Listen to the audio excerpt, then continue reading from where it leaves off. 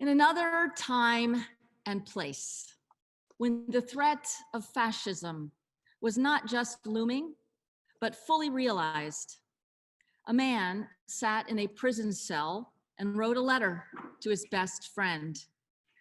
This man was Dietrich Bonhoeffer, one of the martyrs of Nazi Germany and one of the 20th century's greatest theologians. He had taken part in a plot to assassinate Hitler, which was discovered and crushed on July 20th, 1944. Within hours, many of his co-conspirators were rounded up and executed. And Bonhoeffer knew that at that moment, his own fate was sealed. And in fact, a few months later, just as the Allies were approaching to liberate the Tegel prison camp where he was kept, he was hung.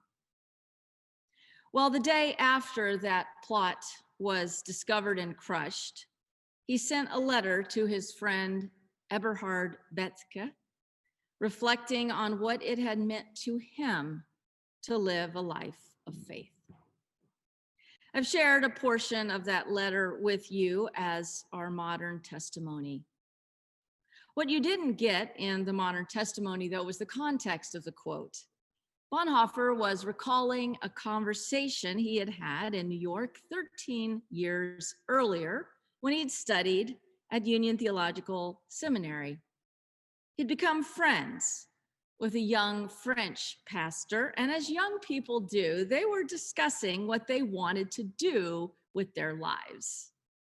The Frenchman said that he wanted to become a saint. Well, sharing this story 13 years later, Bonhoeffer wrote to his friend, "At the time, I was very impressed, but I disagreed with him. And I said, in effect, that I should like to learn to have faith.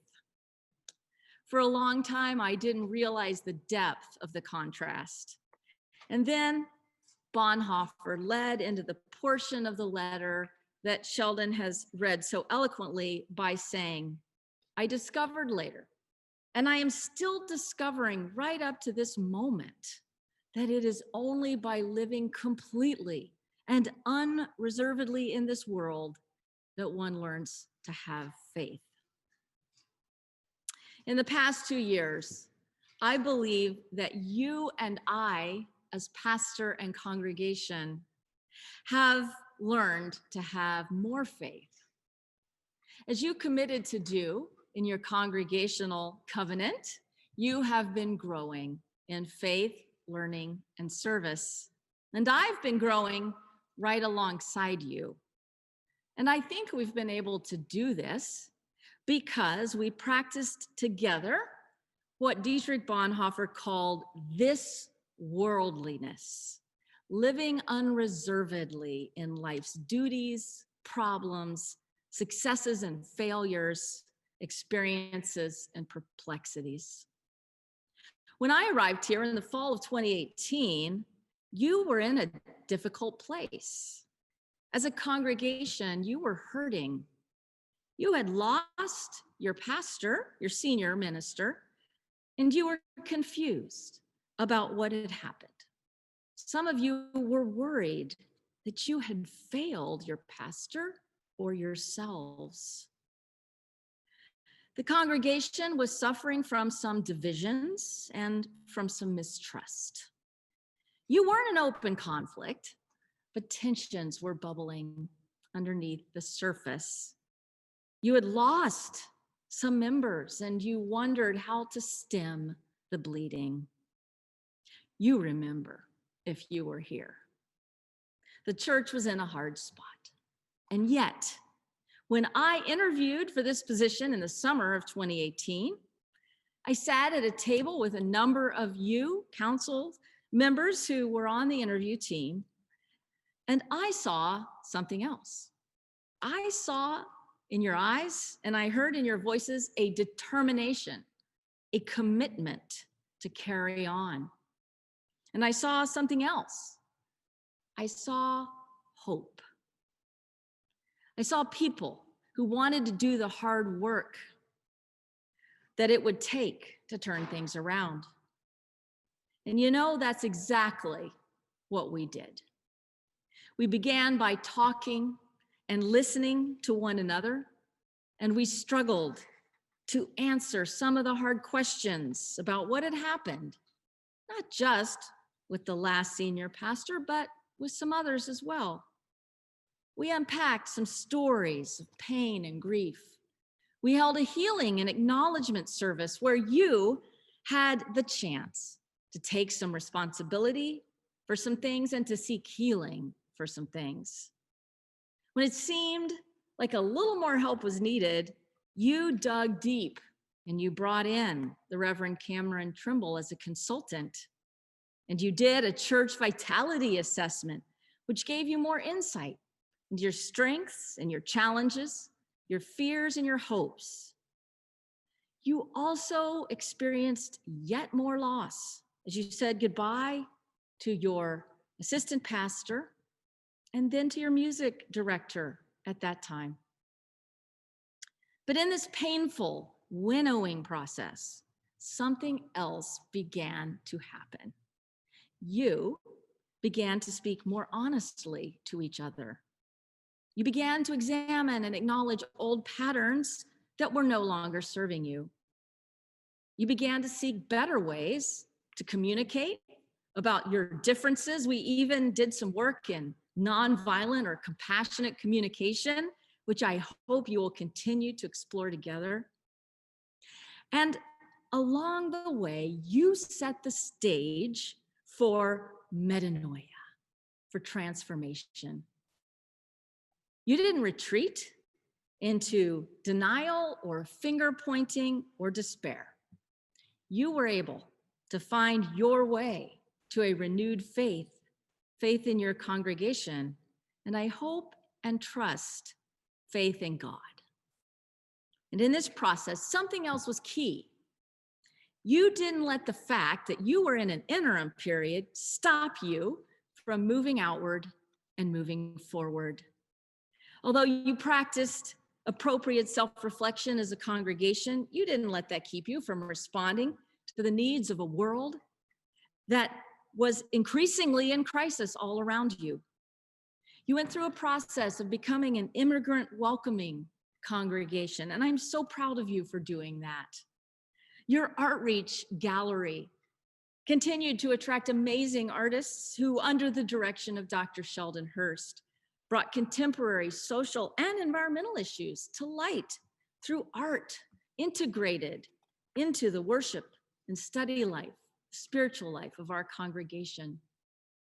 And when racial justice protests exploded into the streets of Portland after the death of George Floyd, you responded with an aid station, an anti-racism study group, a racial equity training program and worship service, and now a team that's part of the Ecumenical Ministries of Oregon's Race and Reckoning Project.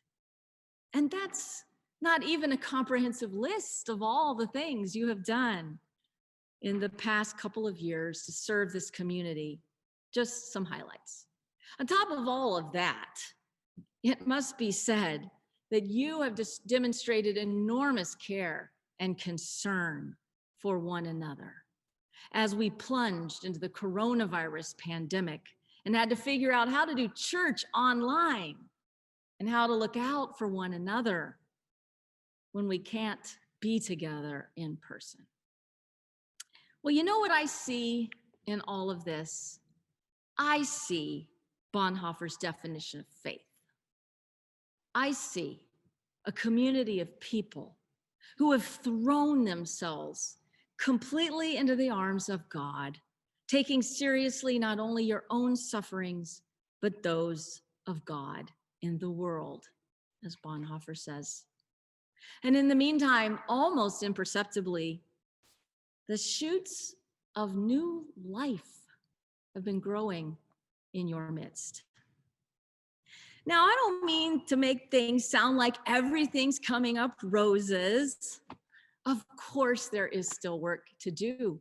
And I know your new pastor will work with you all and your leaders to do that work together. And I know that with everything going on in our world, many of you are tired. Some of you are discouraged. Some of you have serious health concerns. Some of you are grieving serious losses, and some are struggling financially because of the pandemic. I also know that some of our most challenging days as a nation may yet lie ahead, depending on what happens with the election and the pandemic in the months to come. But that's okay, because that too is part of the life of faith. Bonhoeffer's This Worldliness. In fact, faith is standing with Jesus in the very center of the life of the world, knowing both its agony and its ecstasy without becoming arrogant in success or lost in failure. Faith is learning that it's not about success or failure after all, despite everything the world teaches us. It's learning, as Paul proclaims in Romans 14:8, that whether we live or whether we die, we belong to God. Or as the crescendo of promises in our Romans text for today tells us, no matter what happens, nothing in all creation can separate us from the love of God that we know through Jesus.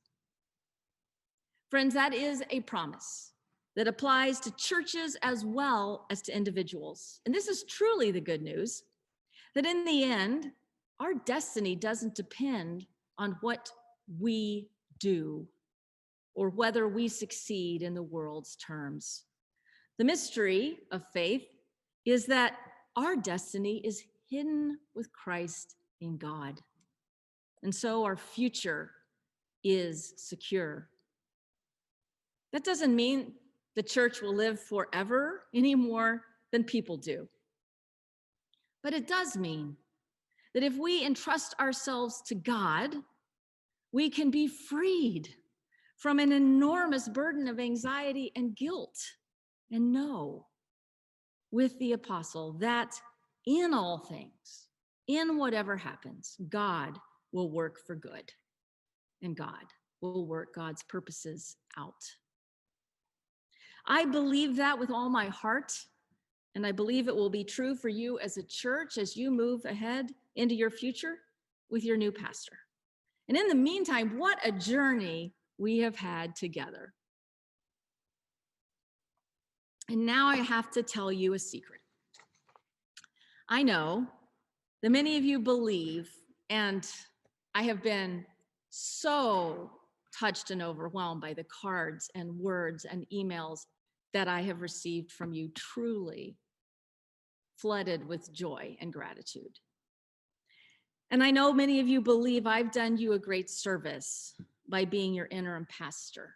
And I am deeply grateful that you feel my ministry here has been fruitful. But in all honesty, you have done me a great service also. For just as you weren't entirely whole when I came here, I wasn't entirely whole either. Just as you needed healing and growth, I needed healing and growth too. I had suffered some significant blows within a couple of years before coming here. Some of you know a little bit about this. I had suffered the loss of my father in 2016, and in the same year, the loss of a congregation that I had expected to be perhaps my last congregation and the capstone of my career, success. Instead, I ended up departing that congregation and found myself in a deep process of self-examination. And honestly, it is one of the best things that has ever happened to me. I wouldn't have come here if it weren't for that. I wouldn't have learned so much more about faith. Well, I had already gone some ways towards healing and regaining my confidence when I had arrived here, but you'll never know what a difference you made in my life, in helping me feel now really fully recovered from that challenging period. And then you accompanied me through the illness and death of my mom with such love and such grace. So in the end, it is I who need to thank you. I won't ever forget you. I will carry you in my heart and in my prayers. And I can't wait to see what God has in store for you. Amen. And blessed be.